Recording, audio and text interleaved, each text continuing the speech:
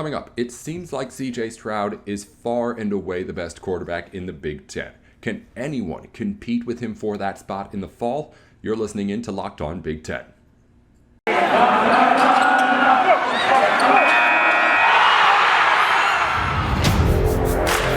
You are Locked On Big Ten, your daily podcast on the Big Ten Conference.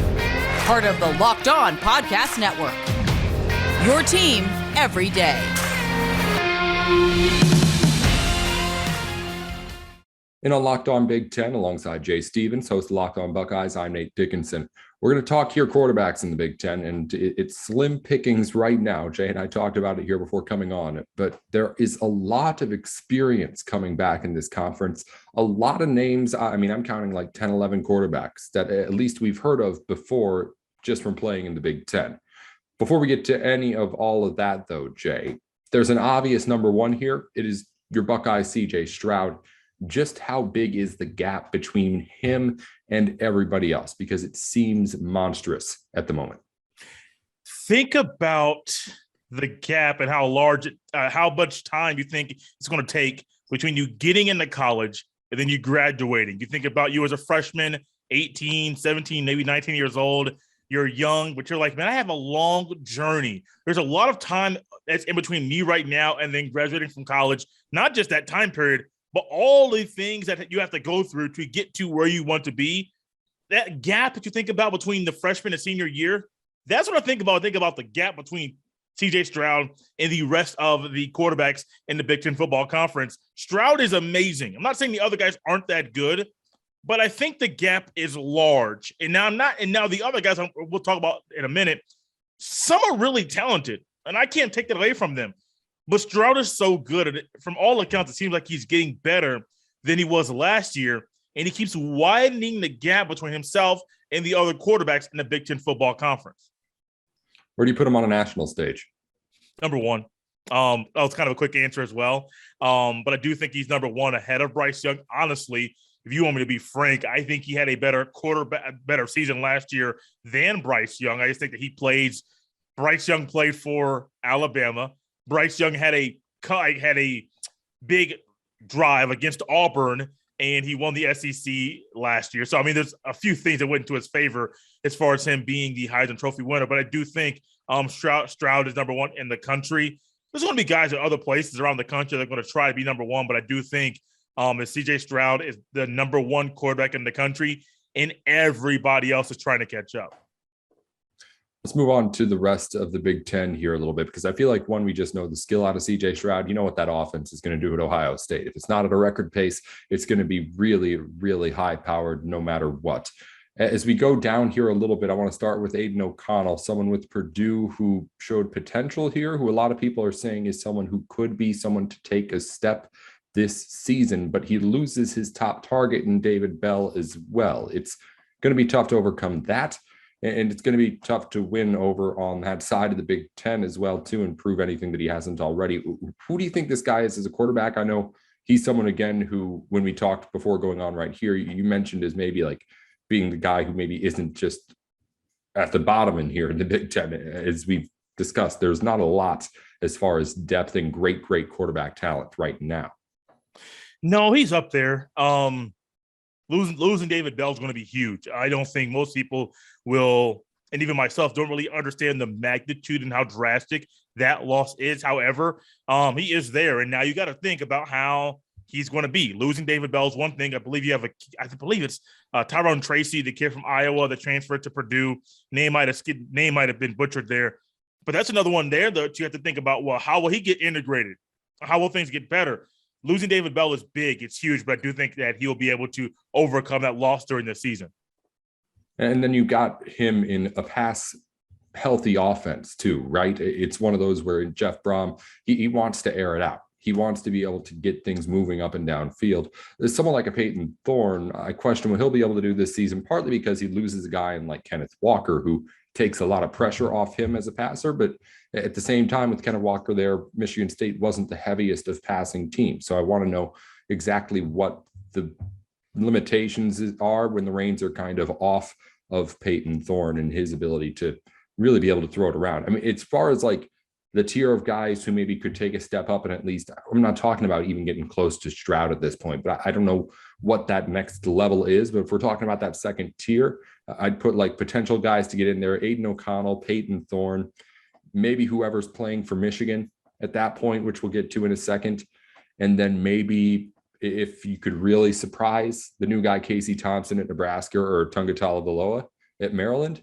But that's like the very, very end of where I would sprinkle any sort of money if I was a betting man on this stuff.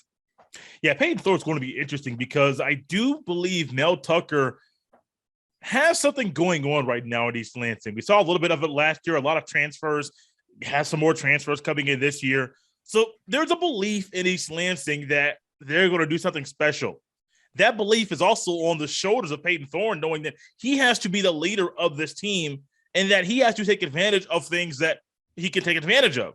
No Kenneth Walker III is going to be a huge loss, but something in me wants to believe that East Lansing is going to be a place that plays good football and has good quarterback play year after year after year. So I'm going to lean on more on the optimistic side for Peyton Thorne. You mentioned the other quarterbacks in the Big Ten that are kind of in that second tier. Aiden O'Connell is there for me. Peyton Thorne's there for me. Now, there's a big gap, but there is a gap, don't get me wrong, between Aiden O'Connell and Peyton Thorne. But I do think that second tier can hold a lot more people. Talia Tagovailoa, I do think is there. Now, he's playing for Maryland, not the best talent out there that they have over there. So I do think that hurts him quite a bit. If you put Talia at Penn State and you switch him and Sean Clifford, I think you get a better quarterback at Penn State and actually would probably compete to win the Big Ten East, which ultimately will help you win the Big Ten Conference championship game in Indianapolis. So I think my second tier is probably going to be Aiden O'Connell, Talia Tagovailoa, Peyton Thorne. I want to put Cade McNamara in there, and I will. I know we'll get to this in a second, but I think Jim Harbaugh's hurting himself by playing two quarterbacks. That's all I'll say about that right now. The Casey Thompson's kind of the wild card because you just don't know what you're going to get from a Nebraska quarterback. Was it all Adrian Martinez? Is it Scott Frost who's holding these guys back? We're going to see kind of how things are going to be this upcoming year with Casey Thompson and who is to blame for the really subpar or average quarterback play over there in Nebraska. Let's talk about the Wolverines quarterbacks. J.J. McCarthy and Cade McNamara are both coming back. They both played last season, and you can't say it didn't work for Michigan, but right. You already said it. You feel like that's hurting that team playing two quarterbacks. What is the solution here for Jim Harbaugh as it looks at another season with two guys who could have this job? It's kind of like having a substitute teacher at school. One guy or teacher, male or female, is going to be there consistently 180 days in high school. You're supposed to be there in class. All of a sudden, that teacher misses 5 days for whatever reason. Now, it could be health, it could be family, could be bereavement, whatever it is. But they miss 5 days out of 180. So the teacher's there for 175. The next thing you know, you have a substitute teacher. It's the same person every time, which is a luxury for the class. However, things just aren't the same. You are kind of hoping that the backup or the substitute does not come in and hurt things and mess things up.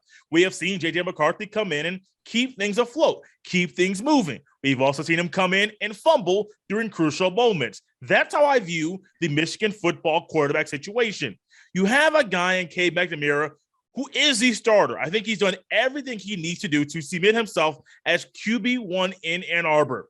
Then you have J.J. McCarthy, who I think Jim Harbaugh is kind of doing this to kind of hopefully think he doesn't transfer. Talented kid, good quarterback, but I don't think he is the leader and the guy that helps the offense move smoothly down the field. That is McNamara's job.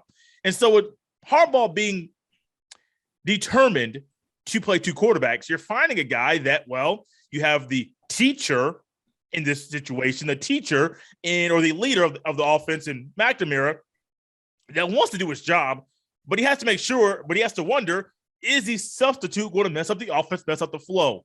Just play one guy.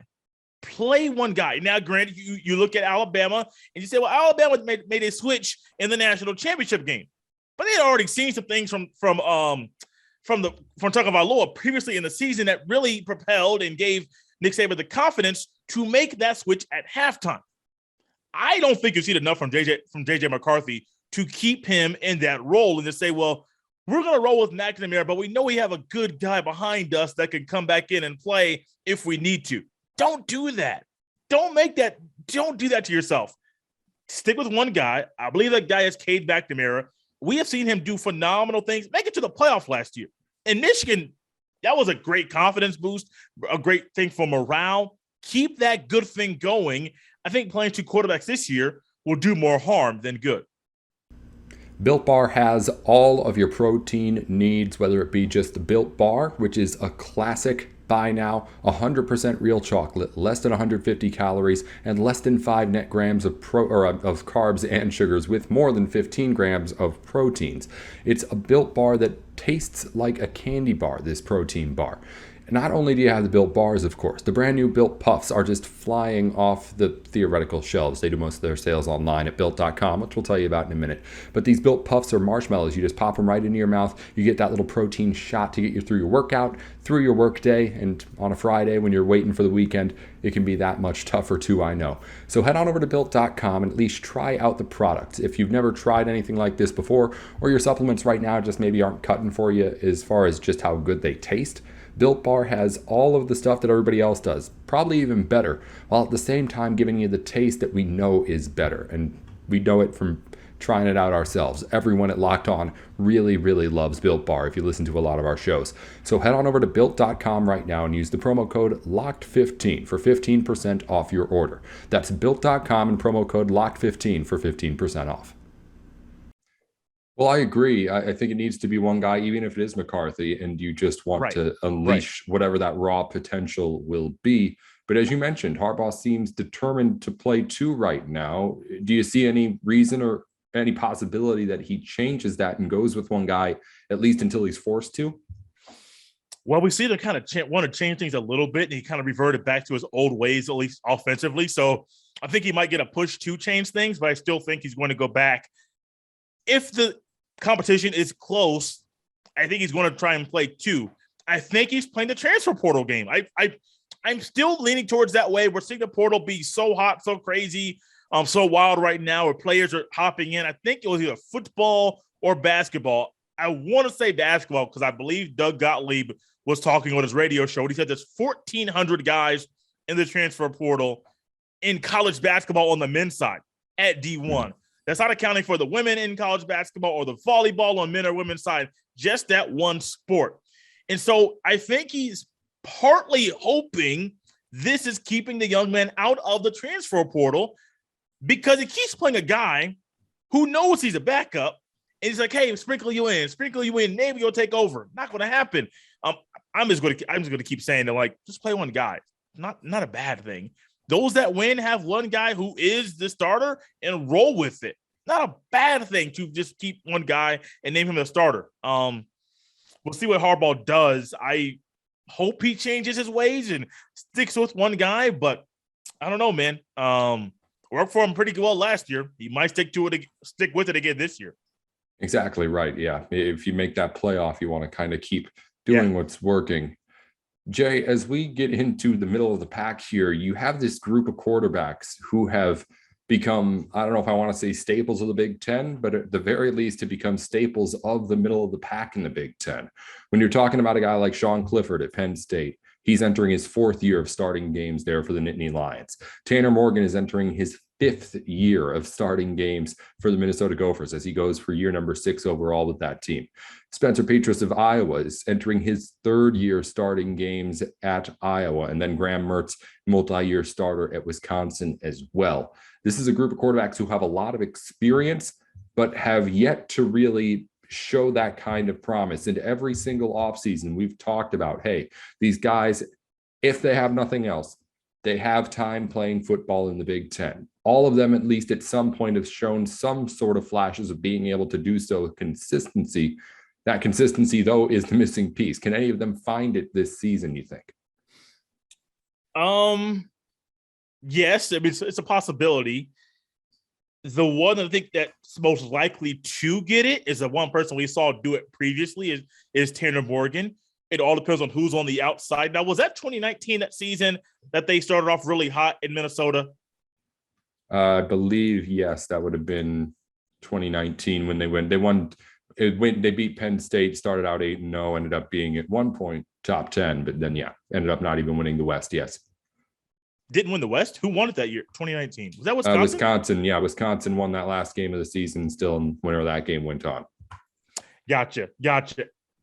My reason for asking that was it's a long way. It's been a long time since 2019. A lot has changed there in Minnesota. Different coaches are coming in. Players are leaving. Bateman is no longer there. I think it was that's a play I was thinking about. I think he was a big reason why Minnesota was so successful that year in 2019.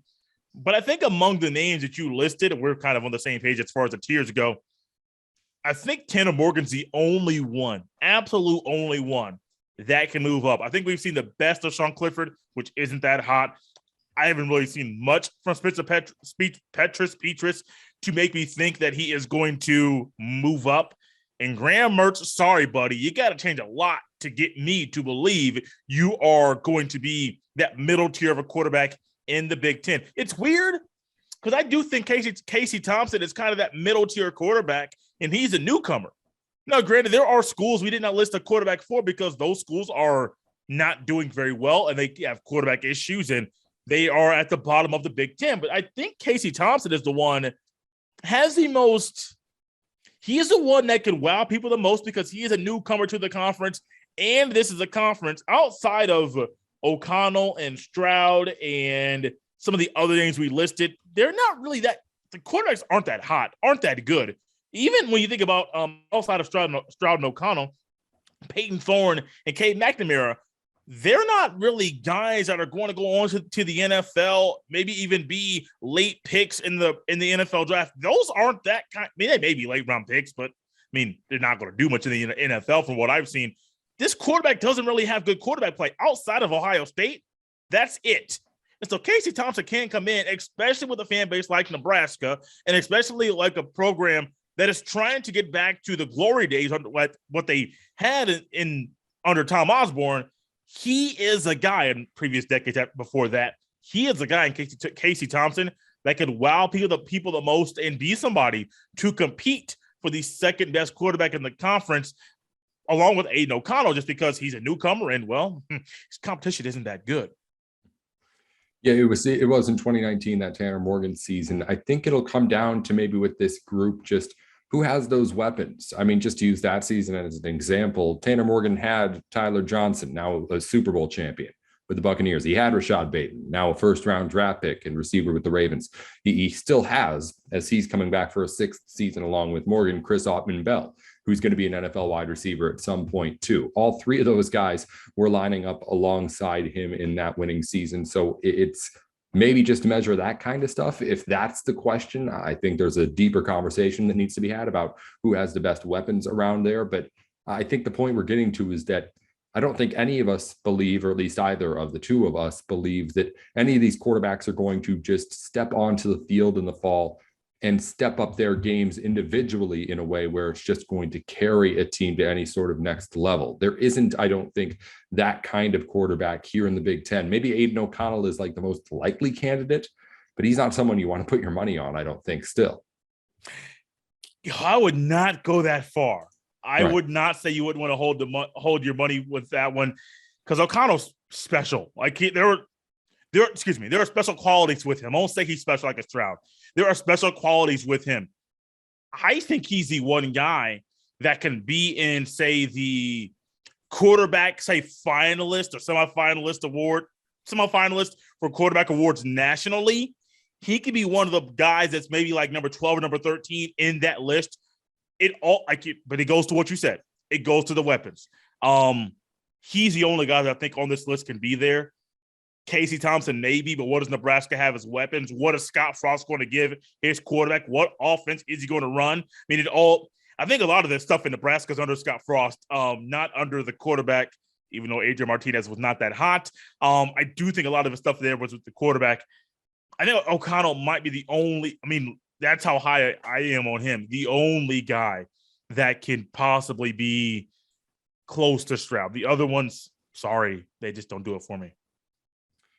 In recent years, Jay, as I want to bring this a little bit big picture before we go here, it seems like it's only been Ohio State who's been able to produce the kind of quarterback talent to really, really compete at the national level. We've had flashes of guys maybe have the potential or we think could do it at some point, like a Graham Mertz or a Michael Penix Jr. at Indiana, with how much of a disaster that was. But it's been a while since we've seen anyone from another school really step up in the Big Ten under center, partly because it hasn't been needed, right? Defense dominates in the Big Ten. The Midwest states are more known for developing those big guys in the trenches when they're recruiting and things like that.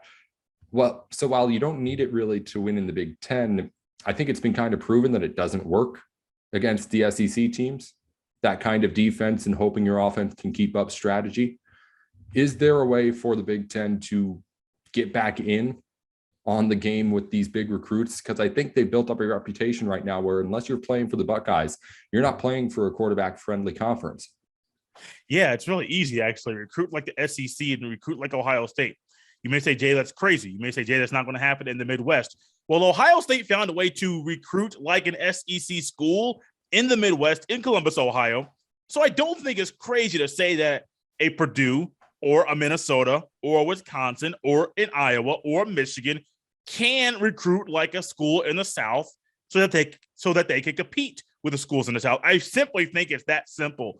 If you want to beat them and they have the better teams every year, you're competing with Alabama, Georgia, Clemson every year to be in the national championship game. Now, granted, there are going to be other schools sprinkled in there, but primarily it's going to be Alabama, Georgia, and Clemson. That's it. And so when you think about that and you add and sprinkle in Ohio State has the speed of the South. They have the athletes of the South. They go into Alabama, Georgia. A lot of South Florida kids will go to Ohio State to play football. Kids in Texas will do the same thing. Why? Because something is special at Ohio State that they want to play at, and be a part of so that they can have a chance to win a national championship. Notre Dame's also a school who's in the Midwest, Southern Indiana and South Bend, right near the border between Indiana and Michigan, that can do things at the national stage that other schools in the Big Ten can't do. What do? Recruit players that can play against anybody in the country. So not Ohio State. The Big Ten quarterbacks aren't that hot, but the Big Ten talent at other teams isn't that hot either. You have to recruit better talent to be like them, or find ways to build up and make the talent turn it into what they're doing once you get those recruits in campus. Harder to do the latter. It's really hard to do the former as well, but you have to recruit like the South, the elite teams in the country, to beat them. Yeah, easier said than done, but I do believe that's the way to do it. It's still going to be Alabama, Georgia, Clemson, and I think you did leave out Ohio State too, Jay. Every single year, I think. At one point, I did. Going to be every single year in the playoffs. And if you want more coverage on Ohio State and the Buckeyes, football, basketball, everything else, Jay Stephens has it for you over at the Locked On Buckeyes podcast. Jay, thanks for joining us again here on Locked On at Big Ten. We'll talk to you again next week. Before we let you go, remind everyone where they can get all your stuff. Guys, you can follow me on Twitter at JStevens07, the Locked On Buckeyes podcast.